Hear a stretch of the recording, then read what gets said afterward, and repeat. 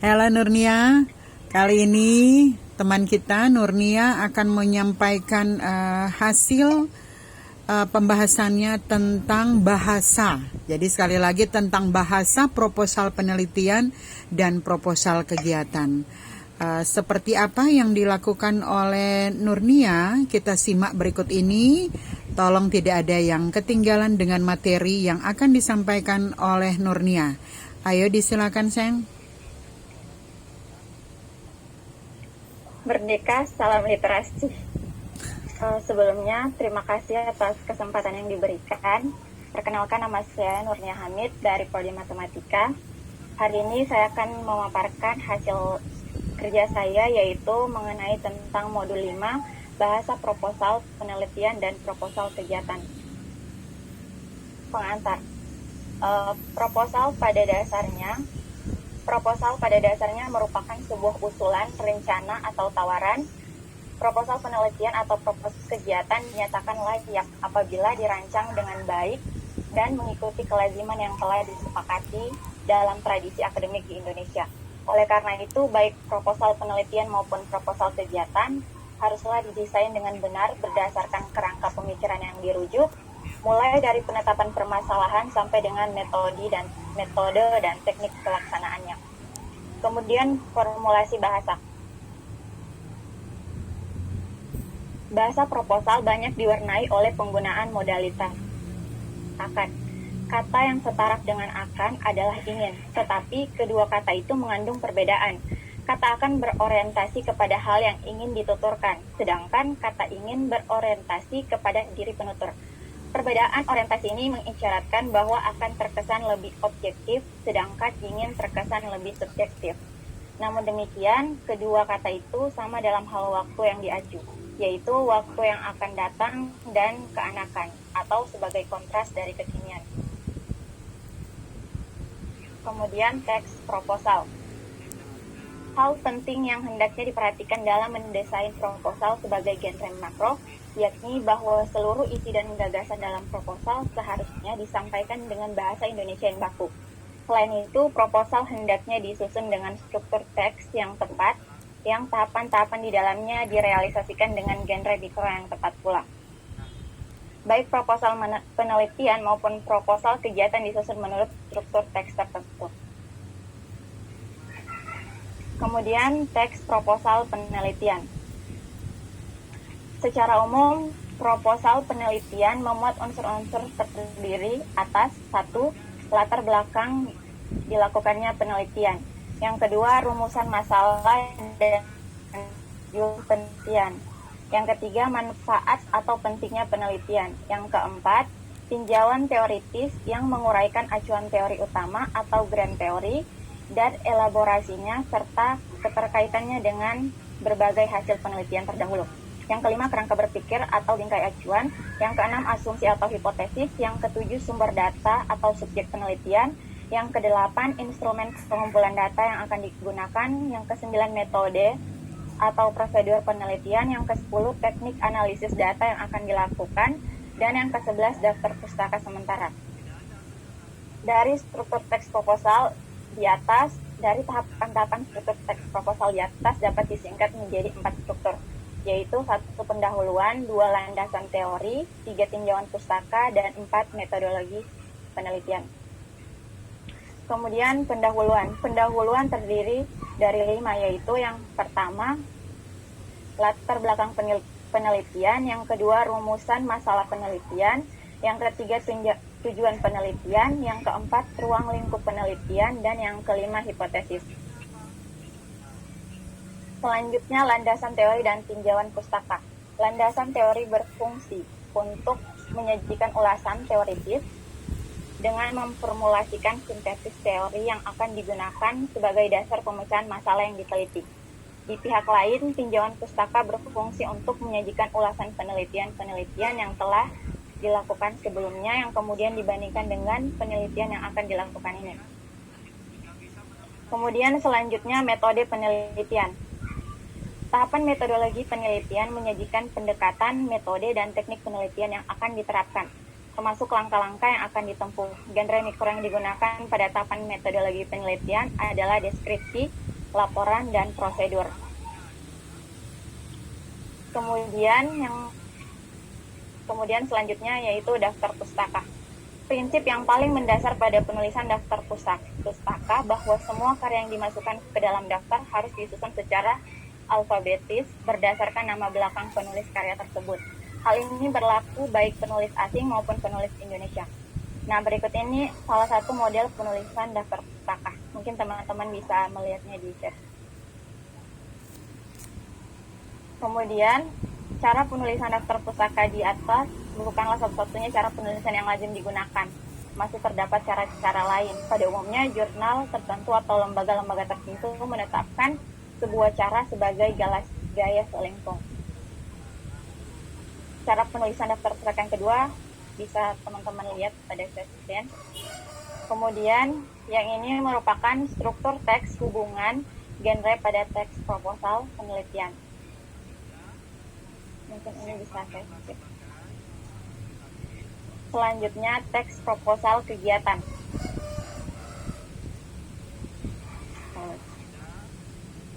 Proposal kegiatan yang dimaksud di sini yaitu proposal yang dirancang bukan untuk penelitian, melainkan untuk kegiatan-kegiatan yang berkaitan dengan tugas akademik yang dikerjakan oleh mahasiswa.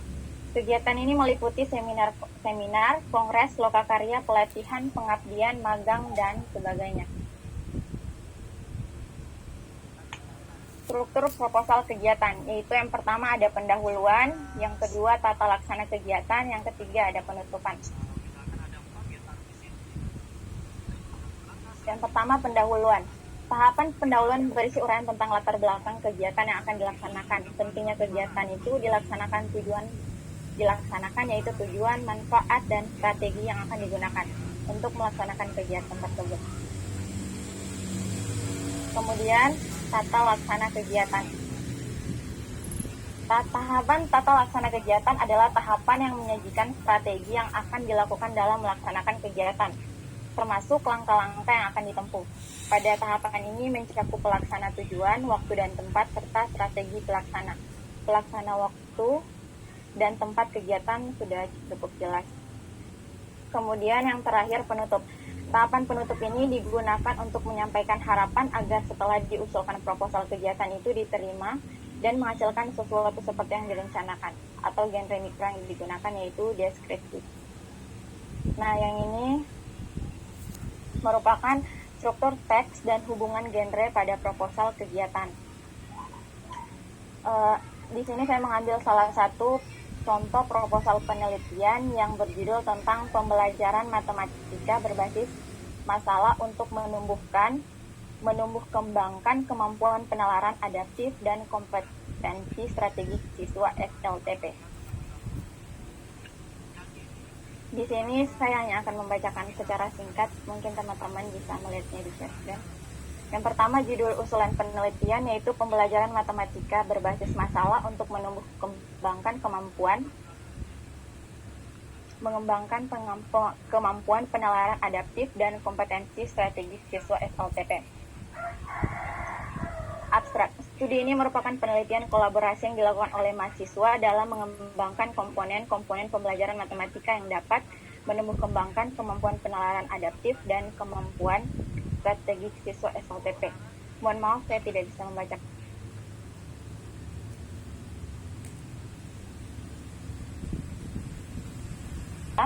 Di Indonesia kompetensi ini baru dicantumkan dalam 3 kurikulum sekolah berbasis kompetensi yang belakangan ini sedang diuji cobakan. Dalam kurikulum baru ini, pengajaran matematika diantaranya mendapat misi untuk membangun kompetensi siswa dan tingkat sekolah. Kemudian selanjutnya rumusan masalah.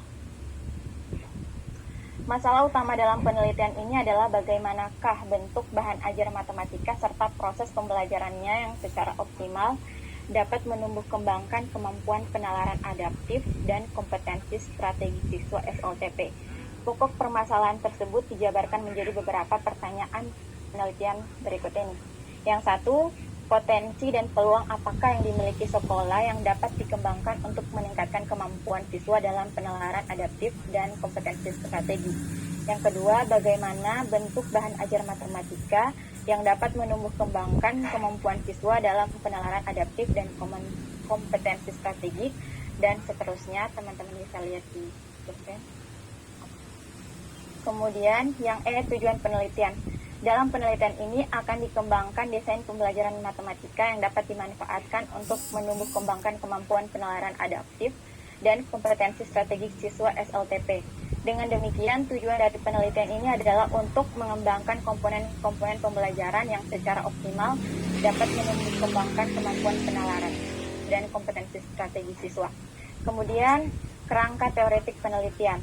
Proses pembelajaran matematika pada dasarnya bukanlah sekedar transfer gagasan dari guru kepada siswa, namun merupakan suatu proses di mana guru memberikan kesempatan kepada siswa untuk melihat dan memikirkan gagasan yang diberikan.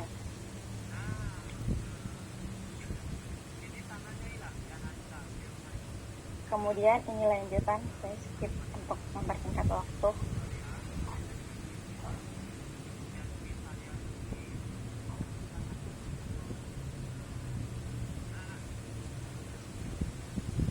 Yang terakhir, kemudian desain atau metode penelitian.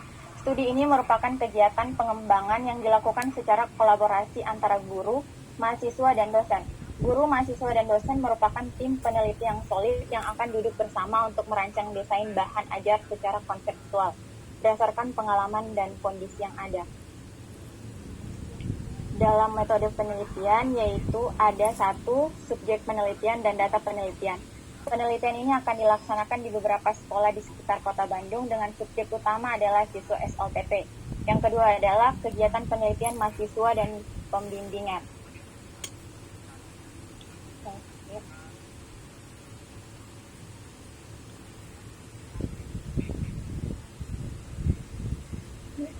Yang ketiga yaitu prosedur penelitian. Secara keseluruhan, kegiatan penelitian ini akan dilaksanakan dalam 3 tahap, yaitu tahap identifikasi dan penyusun komponen pembelajaran, tahap implementasi, serta tahap evaluasi dan penyempurnaan desain pembelajaran.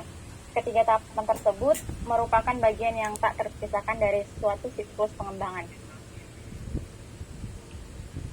Kemudian yang terakhir referensi, mungkin teman-teman bisa baca pada SKS. Demikian presentasi saya pada hari ini. Mohon maaf apabila ada kekurangan dan salah-salah kata. Saya mohon maaf. Assalamualaikum warahmatullahi wabarakatuh. Selamat sore. Waalaikumsalam. Terima kasih ya Nurnia. Nah, seperti ini kan bagus. Jadi kalian mau presentasi, mau seperti apapun keadaannya, yang penting santai aja.